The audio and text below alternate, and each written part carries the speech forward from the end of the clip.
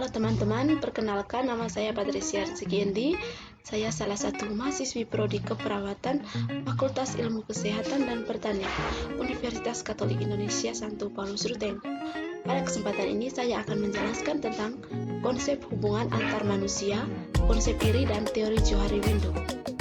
Ini adalah tugas mata kuliah Komunikasi Keperawatan dengan dosen pengampu Bapak Yohanes Zakri, Master Kesehatan. Oke, baik, langsung saja. Yang pertama, konsep hubungan antar manusia. Human relation atau hubungan antar manusia merupakan syarat utama untuk keberhasilan suatu komunikasi, baik komunikasi antar perorangan maupun komunikasi dalam instansi atau perusahaan. Penguasaan dalam menciptakan human relation karyawan dalam perusahaan atau instansi akan sangat membantu seorang pimpinan dalam membantu komunikasi vertikal maupun komunikasi horizontal. Yang kedua, faktor-faktor persepsi interpersonal dalam human relation. Persepsi kita bukan sekedar rekaman peristiwa atau objek. Komputer hanya mengolah input yang dimasukkan oleh seseorang. Pengaruh kebutuhan, kesiapan mental, suasana emosional, dan latar belakang budaya menentukan interpretasi kita pada sensasi. Bila objek atau peristiwa di dunia luar kita sebut distal stimuli, dan persepsi kita tentang stimuli itu kita sebut persepsi, maka persepsi kita tidak selalu sama dengan distal stimuli. Yang ketiga, teknik-teknik human relation. Hubungan manusiawi dapat dilakukan untuk menghilangkan hambatan-hambatan komunikasi, meniadakan salah pengertian, dan mengembangkan segi konstruktif sifat tabiat manusia. Dalam derajat intensitas yang tinggi, hubungan manusiawi dilakukan untuk menyembuhkan orang yang menderita frustasi. Frustasi timbul pada diri seseorang akibat suatu masalah yang tidak dapat dipecahkan olehnya. Akan tetapi, masalah yang bagaimanapun akan diusahakan supaya hilang. Orang tidak akan membiarkan dirinya dipusingkan oleh masalah. Dan masalah orang yang satu tidak sama dengan masalah orang lain. Yang berikut, hambatan dalam human relation. Hambatan dalam hubungan antar manusia pada umumnya mempunyai dua sifat, yaitu objektif dan subjektif. Hambatan yang sifatnya objektif adalah gangguan dan halangan terhadap jalannya hubungan antar manusia yang tidak disengaja dan dibuat oleh pihak lain, tapi mungkin disebabkan oleh keadaan yang tidak menguntungkan. Hambatan yang bersifat subjektif adalah yang sengaja dibuat oleh orang lain sehingga merupakan gangguan dan penentangan terhadap suatu usaha komunikasi. Yang berikutnya tentang konsep diri. Yang pertama, pengertian konsep diri. Sebagai sebuah konstruk psikologi, konsep diri didefinisikan secara berbeda oleh beberapa para ahli. Yang pertama, Seifert dan Hoffnung mendefinisikan konsep diri sebagai suatu pemahaman mengenai diri atau ide tentang diri sendiri. Yang kedua, Santrok. Santrok menggunakan istilah konsep diri mengacu pada evaluasi bidang tertentu dari diri sendiri.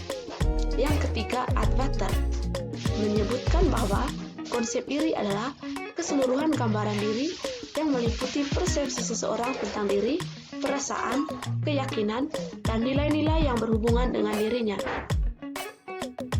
Yang keempat, G. Hamed juga menyebut konsep diri sebagai suatu produk sosial yang dibentuk melalui proses internalisasi dan organisasi pengalaman-pengalaman psikologis. Pengalaman psikologis ini merupakan hasil eksplorasi individu terhadap lingkungan fisiknya dan refleksi dari dirinya sendiri yang diterima dari orang-orang yang berpengaruh terhadap dirinya. Yang kelima, Jalaluddin Rahmat. Konsep diri merupakan pandangan dan perasaan seseorang tentang dirinya yang mencakup aspek psikologis, fisik, dan sosial. Dari pendapat-pendapat di atas, dapat disimpulkan bahwa konsep diri adalah gambaran, penilaian, dan harapan seseorang tentang kualitas dirinya yang berupa kemampuan dan keterbatasan atau kelemahan baik dari segi fisik, psikologis maupun sosial. Yang kedua, aspek-aspek konsep diri. Menurut Jalaluddin Rahmat, aspek konsep diri terbagi menjadi 3, yaitu yang pertama aspek fisik. Aspek fisik merupakan aspek yang meliputi penilaian diri seseorang terhadap segala sesuatu yang dimiliki dirinya seperti tubuh, pakaian, dan benda yang dimilikinya. Yang kedua, aspek psikologis. Aspek psikologis mencakup pikiran, perasaan, dan sikap yang dimiliki seseorang terhadap dirinya sendiri. Yang ketiga, aspek sosial.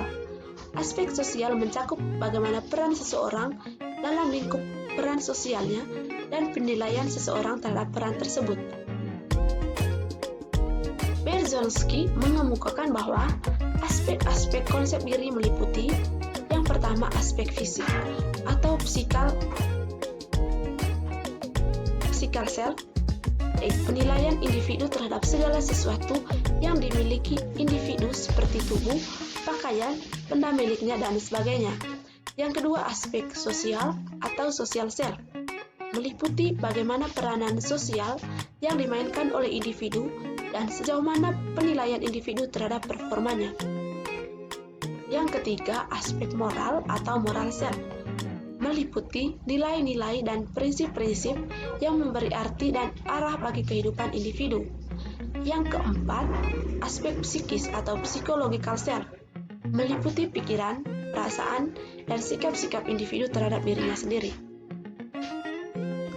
Menurut William Hafitz, aspek-aspek konsep diri individu terbagi menjadi 2 dimensi besar, yaitu yang pertama dimensi internal atau persepsi mengenai dunia dalam dirinya, yang meliputi yang pertama identity self atau persepsi individu mengenai siapa dirinya, yang meliputi simbol atau label yang diberikan pada dirinya untuk menggambarkan dirinya dan membangun identitasnya. Yang kedua, judging self atau persepsi individu sebagai hasil pengamatan dari evaluasi terhadap diri yang akan menentukan kepuasan dan penerimaan terhadap dirinya. Yang ketiga, behavioral self atau persepsi individu mengenai diri yang meliputi pertanyaan mengenai apa yang ia lakukan dan bagaimana ia bertingkah laku. Yang kedua, dimensi eksternal atau persepsi individu mengenai dirinya dalam berhubungan dengan dunia di luar dirinya, yang meliputi yang pertama, diri fisik atau physical self. Aspek ini menggambarkan bagaimana individu memandang kondisi kesehatan, badan, dan penampilan fisiknya. Yang kedua, diri moral dan etik atau morality and ethical self. Aspek ini menggambarkan bagaimana individu memandang nilai-nilai moral etik yang dimilikinya, meliputi sifat-sifat baik atau sifat-sifat yang jelek yang dimiliki dan penilaian dalam hubungannya dengan Tuhan. Yang ketiga, diri sosial atau social self. Aspek ini mencerminkan sejauh mana perasaan mampu dan berharga dalam lingkup interaksi sosial dengan orang lain. Yang keempat, diri pribadi atau personal self. Aspek ini menggambarkan perasaan mampu sebagai seorang pribadi dan evaluasi terhadap kepribadiannya atau hubungan pribadinya dengan orang lain. Yang kelima, diri keluarga atau family self. Aspek ini mencerminkan perasaan berarti dan berharga dalam kapasitasnya sebagai anggota keluarga. Yang keenam, diri akademik atau academic self. Aspek ini berkaitan dengan persepsi, pikiran, perasaan, dan penilaian seseorang terhadap kemampuan akademik. Faktor-faktor yang mempengaruhi konsep diri.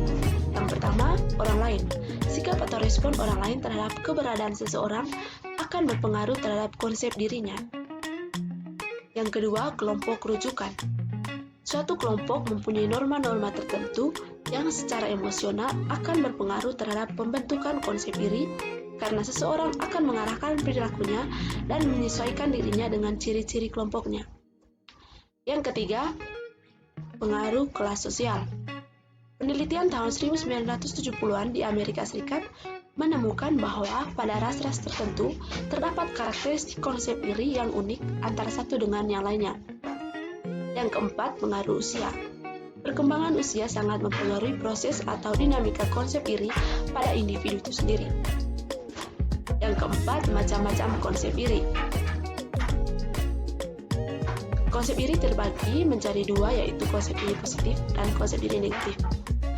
Konsep iri positif. Beberapa ciri seseorang dengan konsep iri positif yaitu: yang pertama, yakin akan kemampuannya dalam mengatasi masalah. Yang kedua, merasa setara dengan orang lain. Yang ketiga, menerima pujian dengan tanpa rasa malu. Yang keempat, menyadari bahwa setiap orang yang mempunyai berbagai perasaan, keinginan, dan perilaku yang tidak seluruhnya disetujui masyarakat. Yang kelima, mampu memperbaiki dirinya karena setiap orang sanggup menggunakan aspek kepribadian yang tidak disenangi dan berusaha mengubahnya. Yang kedua, konsep diri negatif. Beberapa ciri seseorang dengan konsep diri negatif yaitu: yang pertama, peka terhadap kritik. Yang kedua, responsif terhadap pujian. Yang ketiga, bersikap hiperkritis terhadap orang lain. Yang keempat, cenderung tidak disukai orang. Yang kelima, bersikap pesimis terhadap kompetisi. Berikutnya, teori Johari Window. Johari Window atau jendela Johari merupakan salah satu cara untuk melihat dinamika dari self-awareness yang berkaitan dengan perilaku, perasaan, dan motif kita. Model yang diciptakan oleh Joseph Luft dan Harry Ingham di tahun 1955 berguna untuk mengamati cara kita memahami diri kita sendiri sebagai bagian dari proses komunikasi. Joseph Luft dan Harrington Ingham mengembangkan konsep Johari Window sebagai perwujudan bagaimana seseorang berhubungan dengan orang lain yang digambarkan sebagai sebuah jendela. Jendela tersebut terdiri dari 4 matriks sel. Masing-masing sel menunjukkan daerah sel, baik yang terbuka maupun yang disembunyikan. Keempat sel tersebut adalah daerah publik, daerah buta, daerah tersembunyi, dan daerah yang tidak disadari. Yang pertama, open area. Open area adalah informasi tentang diri kita yang diketahui oleh orang lain seperti nama, jabatan, pangkat, status perkawinan, lulusan mana, dan lain-lain. Area terbuka merujuk kepada perilaku, perasaan, dan motivasi yang diketahui oleh diri kita sendiri dan orang lain. Bagi orang yang telah mengenal potensi dan kemampuan dirinya sendiri, kelebihan dan kekurangannya sangatlah mudah untuk melakukan kegiatan-kegiatan yang bermanfaat bagi diri sendiri maupun orang lain, sehingga orang dengan tipe ini pasti selalu menemui kesuksesan setiap langkahnya. Karena orang lain tahu kemampuannya, begitu juga dirinya sendiri. Yang kedua, hidden area. Hidden area berisi informasi yang kita tahu tentang diri kita tetapi tertutup bagi orang lain. Informasi ini meliputi perhatian kita mengenai atasan, pekerjaan, keuangan, keluarga, kesehatan, dan lain-lain. Dengan tidak berbagi mengenai hidden area, biasanya akan menjadi penghambat dalam berhubungan.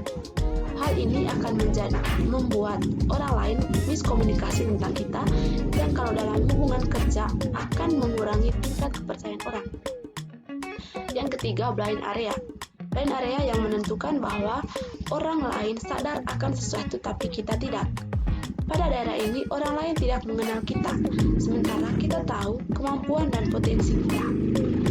Bila hal tersebut yang terjadi, maka umpan balik dan komunikasi merupakan cara agar kita lebih dikenal orang, terutama kemampuan kita, dan hilangkan rasa tidak percaya diri, serta mulailah terbuka. Yang keempat, unknown area. Unknown area adalah informasi yang orang lain dan juga kita tidak mengetahuinya, sampai kita dapat pengalaman tentang sesuatu hal atau orang lain melihat sesuatu akan diri kita, bagaimana kita bertingkah laku atau berperasaan. Yang dimaksud dengan daerah publik adalah daerah yang memuat hal-hal yang diketahui oleh dirinya dan orang lain. Daerah hal-hal yang diketahui oleh orang lain tapi tidak diketahui oleh dirinya. Daerah tersembunyi adalah daerah yang membuat hal-hal yang diketahui oleh diri sendiri tapi tidak diketahui oleh orang lain. Dalam